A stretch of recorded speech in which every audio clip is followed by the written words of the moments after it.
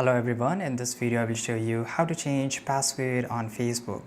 Now to change it, you have to just go to your Facebook account, right? And I will advise you to change it. You don't need to go to your account here because this is a lengthy process. I will show you both method here.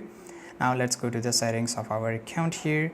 Now I will just go to my profile, and here we will just go to the password and security and click on change password. Click on your Facebook account, enter your current password, enter the new password you want to make, and retype the new password and click on change password.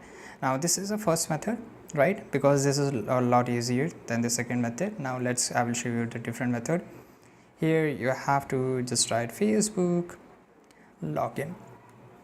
Now let's get into our Facebook account. Now here you have to just tap on forgotten password. Now enter your mobile number or email address, and from here you can change it.